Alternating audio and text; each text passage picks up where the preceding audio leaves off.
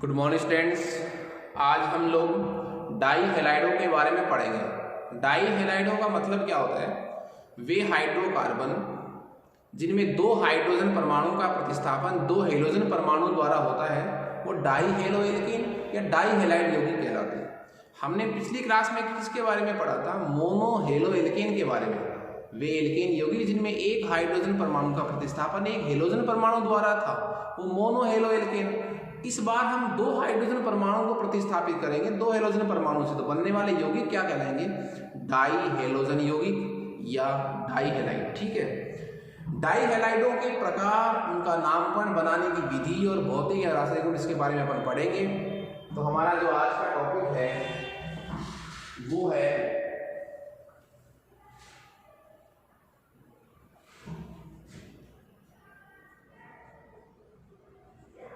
Die halogen व्युत्पन्न, die halogen व्युत्पन्न, या मैं इसको ऐसे भी कह सकता हूं कैसे यौगिक डाई हैलाइड यौगिक, डाई हेलोजन व्युत्पन्न या डाई हैलाइड यौगिक या डाई हेलो एल्केन, तीन नाम इसके हो सकते हैं। तो जब क्या होगा, किसी एल्केन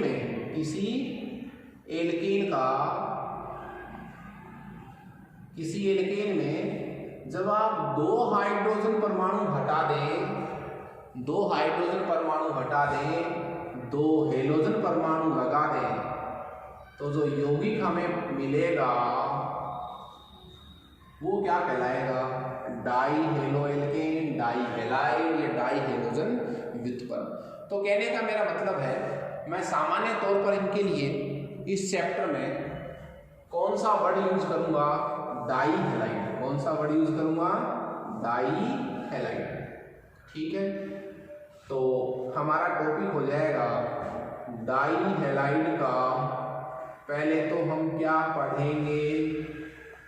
वर्गीकरण, और फिर क्या पढ़ेंगे हम? नामकरण। डाई हैलाइड का वर्गीकरण और उसके बाद क्या पढ़ेंगे? इसका नामकरण। मैं बात करूं वर्गीकरण की,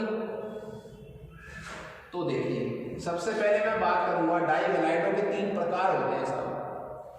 पहला जो प्रकार है वो है gem dihalide, gem dihalide. इसकी परिभाषा में ये कह सकता हूं कि दोनों हेलोजन परमाणु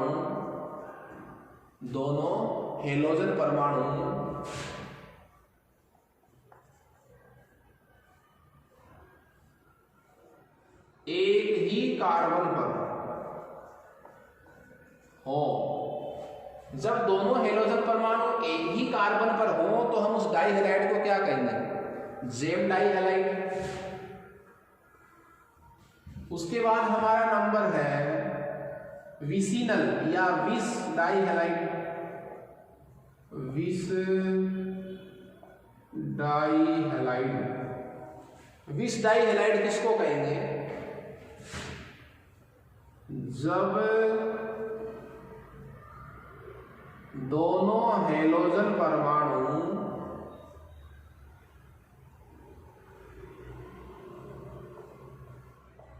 क्रमागत कार्बन पर हो। जब दोनों हेलोजन परमाणु क्या हो? क्रमागत कार्बन पर हो, तब उसको मैं क्या कहूंगा? विसिनल या विस डाई हैलाइड। और तीसरा जो हमारे पास प्रकार है वो है alpha omega die halide. Alpha omega die halide. ठीक है। तो डाई हैलाइडों का तीन प्रकार का समूह हो गया। डाई हैलाइडों को तीन भागों में बांटा गया है, gem dihalide, vic die halide और एल्फा ओमेगा। इसमें क्या होगा? जब दोनों जो हेलोजन परमाणु है, जब दोनों हेलोजन परमाणु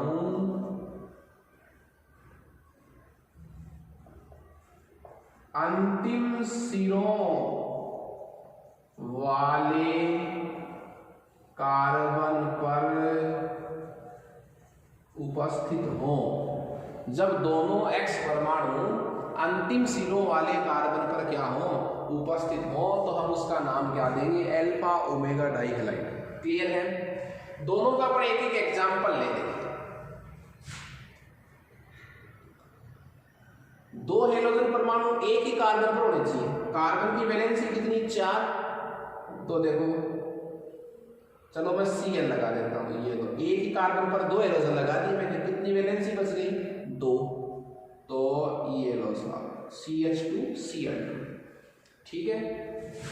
ये क्या कह रहा है, ये कह रहा है जब दोनों हेलोजन परमाणु क्रमागत कार्बन पर हो। क्रमागत का मतलब एक के बाद एक पर, तो मिनिमम कितने कार्बन चाहिए, 2। लो जी, 1 2, तो एक Cl इस पर और एक Cl इस पर, वैलेंसी पूरी कर देते हैं, CH2। ठीक है। तीसरी बात, अल्फा ओमेगा डाइहैलाइड, जब दोनों X परमाणु अंतिम सिरों वाले कार्बन पर हो। अब देखो, अंतिम सिरे तो 2 कार्बन के भी अंतिम होते हैं, ये भी तो अंतिम ही सिरा है, ये भी अंतिम है, इस साइड का अंतिम और इस साइड का अंतिम है।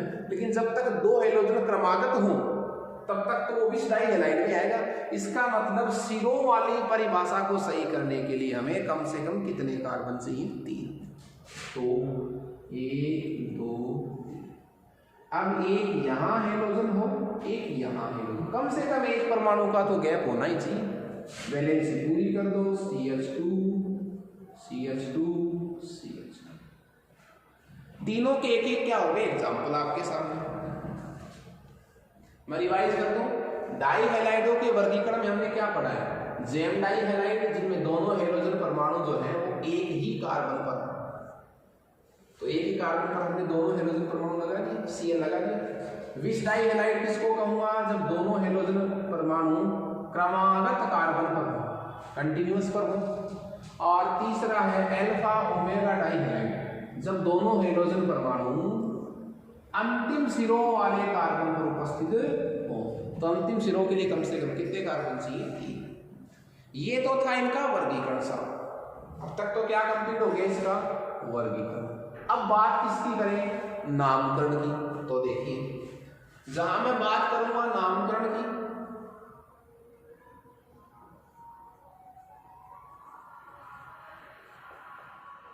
तो जेम डाइहैलाइडों का जो सामान्य नामकरण होगा, जेम डाइहैलाइडों का जो क्या होगा, सामान्य नामकरण। सामान्य नामकरण में क्या होगा, देखो सामान्य नाम होगा इनका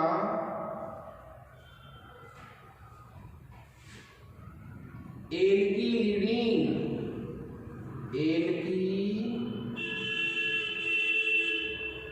एल्किलिडीन हैलाइड, इनका सामान्य नाम क्या होता है साहब, एल्किलिडीन हैलाइड। इस हिसाब से इसका नाम बता दो, कितने कार्बन है, 1। तो नाम क्या हो गया, मेथिलिडीन क्लोराइड। अब डाइक्लोराइड लगाने की जरूरत आपको नहीं है। क्यों जरूरत नहीं है साहब, क्योंकि जब इसमें लग गया ना लीडीन लग गया, इसका मतलब जितने भी हेलोजन है वो कितने हैं, 2। तो जेम डाइहैलाइडों का जो सामान्य नाम होता है वो क्या होता है, एल्किलीन हैलाइड। और इसका इसी का नाम लिखना चाहें तो कितने कार्बन है, 1।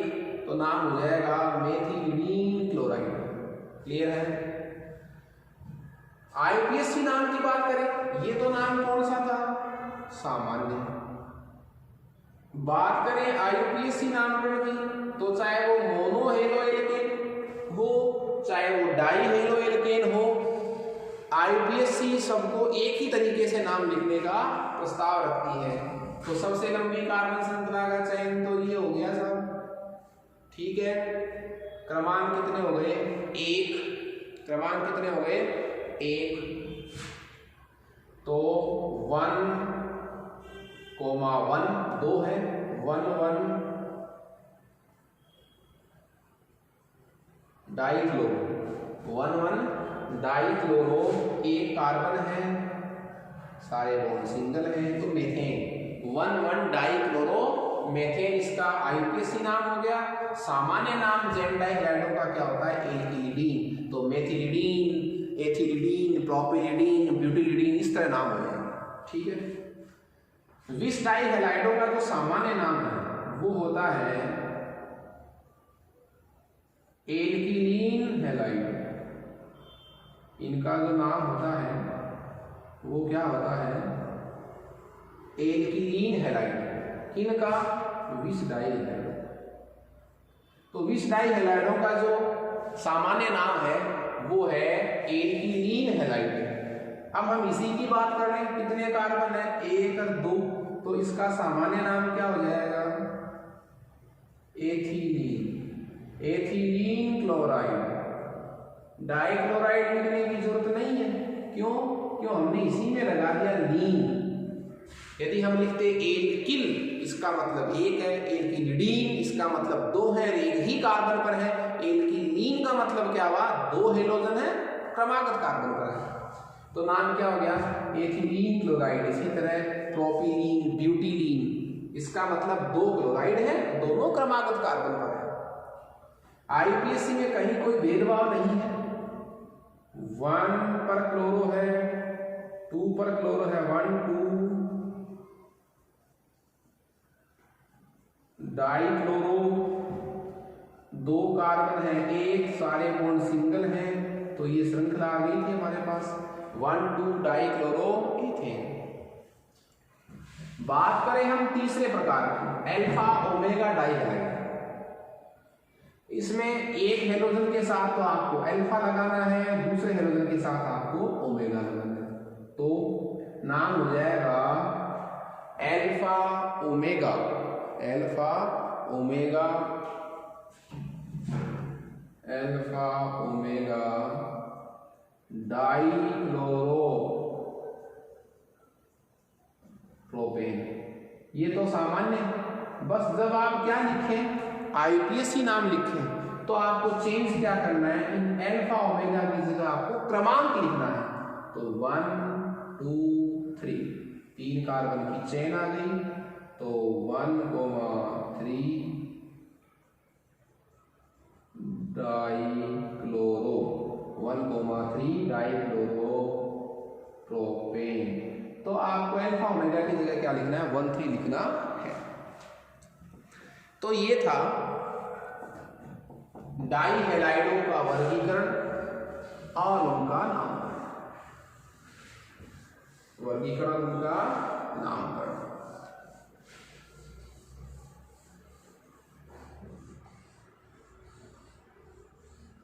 ठीक है।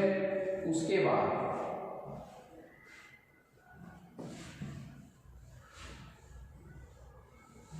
अब हम इन डाइहैलाइडों का, वो चाहे जेम डाइहैलाइड हो चाहे विस डाइहैलाइड हो, इनके विरचन की विधियों को पढ़ेंगे। इनके विरचन की किसको पढ़ेंगे? विधियों को, बनाने की विधियां पढ़ेंगे। उसी तरह जेम डाइहैलाइड को बनाने की विधि, विस डाइहैलाइड को बनाने की विधि और अल्फा ओमेगा डाइहैलाइड को बनाने की विधि। सबसे पहले हम पढ़ रहे हैं किसका विरचन?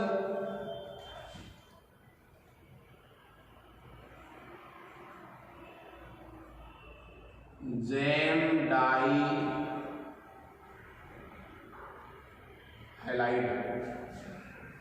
जेम डाइहैलाइड का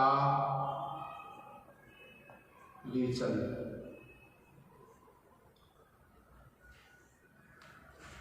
देखिए, इसमें फर्स्ट कैटेगरी है कार्बोनिल यौगिकों से। कार्बोनिल यौगिकों से, ठीक है। तो कार्बोनिल यौगिकों से बात करें तो कार्बोनिल यौगिकों का मतलब क्या होता है? ऐसे यौगिक जिनमें कैसा क्रियात्मक समूह पड़ा हो? कार्बोनिल क्रियात्मक समूह पड़ा हो। कार्बोनिल समूह जिनमें पड़ा हो उनको मैं क्या कहूंगा? कार्बोनिल यौगिक। इसकी क्रिया किससे करवाएंगे? बोलो, PCl5 से। PCl5 से इनकी क्या करवाओ आप, रिएक्शन। कार्बनिक यौगिकों की रिएक्शन किससे करवाओ, PCl5 से। तो एक ही कार्बन पर कितने Cl आ जाएंगे, 2, बच क्या गया POCl3, फास्फोनिल क्लोराइड।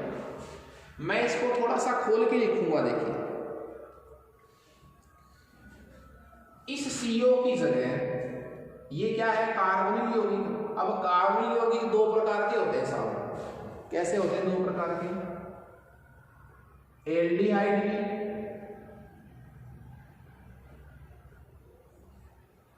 और कीटोन भी। एल्डिहाइड भी और कौन, कीटोन भी। तो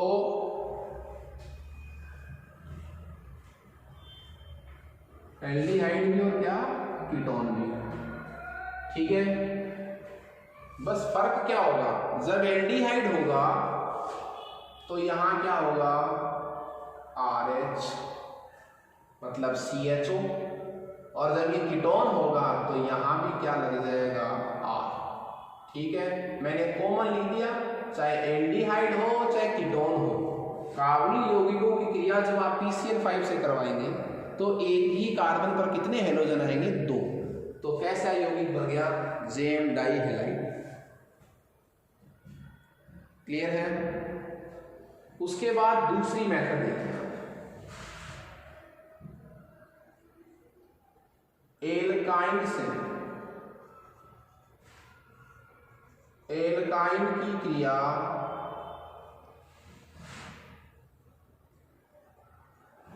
हेलोजन अम्ल से,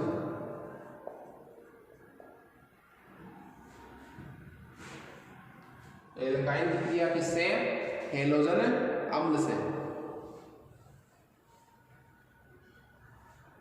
एल्काइन की क्रिया किससे, हेलोजन अम्ल से।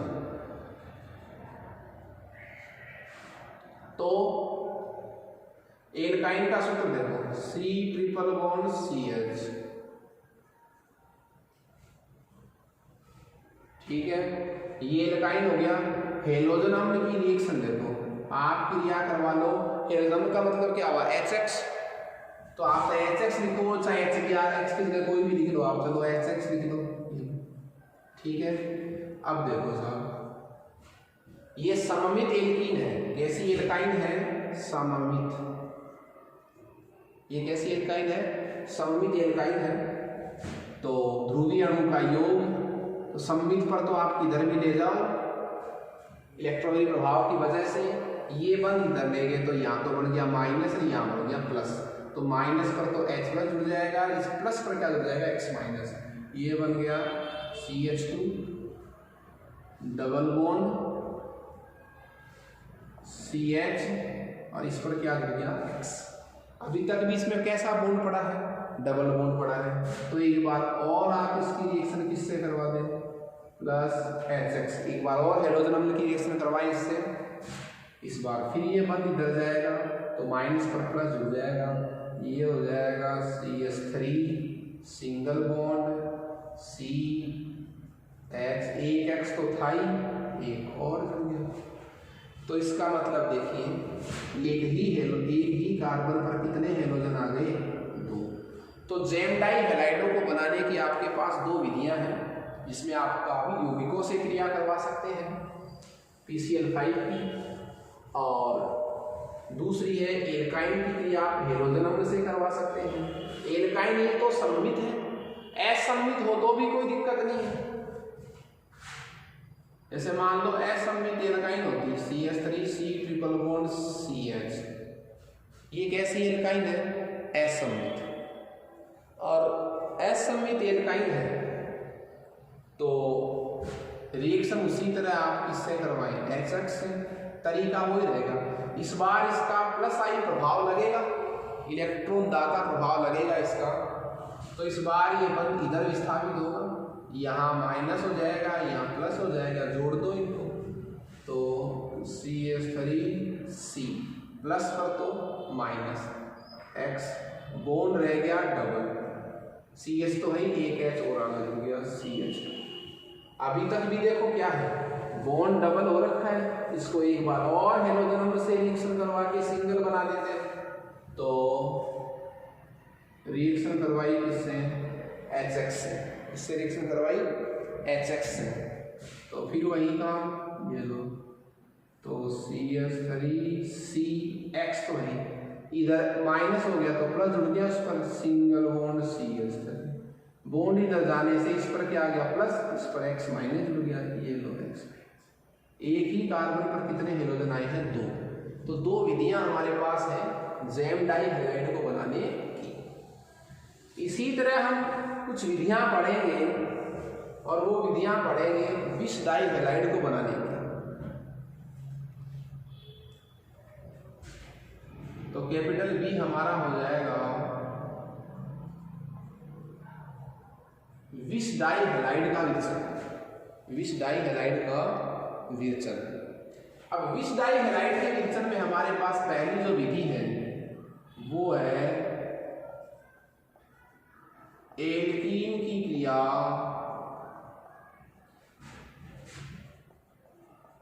ब्रोमीन से। एल्कीन की क्रिया ब्रोमीन से। एल्कीन का सबसे छोटा सूत्र क्या होता है? CH2 double bond CH2। Reaction करवाएंगे अपन ब्रोमीन से। ब्रोमीन का रंग कैसा है? लाल। ये जो ब्रोमीन है उसको अपन किस में घोल कर लाएंगे? CCl4 में, कार्बन टेट्रा क्लोराइड में इसको अपन घोल कर लाएंगे। लाल रंग की ब्रोमीन CCl4 में डिजोल्व करके लाए हैं। एल्कीन से हमने रिएक्शन करवाई है, तो एक एक ब्रोमीन जो है वो दोनों क्रमागत कार्बन पर आ जाएंगे। कैसा डाई हैलाइड बन जाएगा? विष डाई हैलाइड, जिसमें 2 हेलोजन परमाणु क्रमागत कार्बन पर होते हैं। अब देखिए, ये अभिक्रिया हमने पहले भी पढ़ी थी कि अभिक्रिया के बाद जो है ब्रोमीन का जो लाल रंग है वो क्या हो जाता है? विलुप्त हो जाता है। इसलिए इस अभिक्रिया का उपयोग कार्बनिक यौगिकों में असंतृप्तता के परीक्षण हेतु किया जाता है। बात करें दूसरी विधि की, इसी का विष डाई हैलाइड को यदि मैं दूसरी विधि बनाने की समीकरण लिखूं तो ग्लाइकोल से, ग्लाइकोल की क्रिया PCl5 से। ग्लाइकोल का मतलब क्या होता है? वे यौगिक जिनमें 2 OH समूह उपस्थित होते हैं वो क्या कहलाते हैं? ग्लाइकोल कहलाते हैं साहब। वो क्या कहलाते हैं? ग्लाइकोल। तो ये लीजिए, मिनिमम 2 कार्बन तो चाहिए, एक कार्बन पर 2 OH तो S वर्ग हो जाएगा साहब। ये ग्लाइकोल हो गया, जिसका नाम एथिलीन ग्लाइकोल भी है। रिएक्शन किससे करवाई? PCl5 से। रिएक्शन किससे करवाई? PCl5 से। तो CH2Cl प्लस POCl3 क्या हो जाएगा आपके पास? POCl3, फास्फोनिल क्लोराइड कह सकता हूं मैं ऐसे, फास्फोनिल क्लोराइड। और आपके पास बच जाएगा 2HCl। क्यों? हाँ जी, इसको बैलेंस नहीं किया है मैंने समीकरण तो ये क्या बन गया बताओ? विष डाई हैलाइड, जिसमें दोनों हेलोजन जो है वो क्रमागत कार्बन पर है। डाई हैलाइडों का जो तीसरा वर्गीकरण हमारे पास था वो था अल्फा ओमेगा डाई हैलाइड, जिसमें 2 हेलोजन परमाणु जो हैं वो अंतिम सिरों वालों पर उपस्थित थे।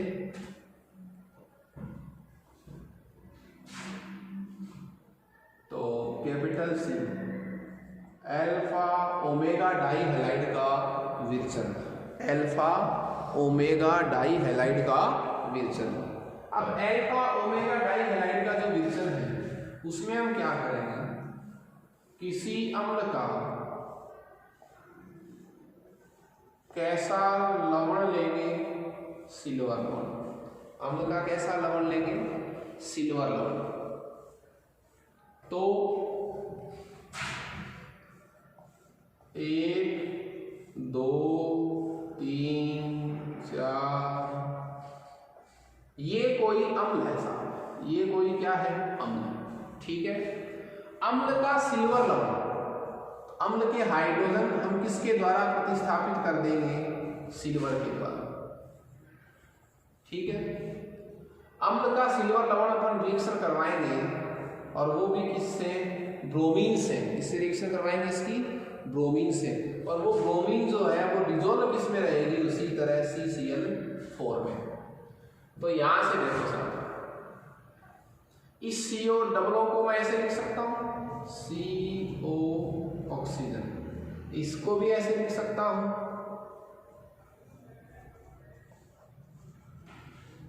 तो यहां से 2AgBr तो एक बढ़ गया, क्या बढ़ गया, 2AgBr।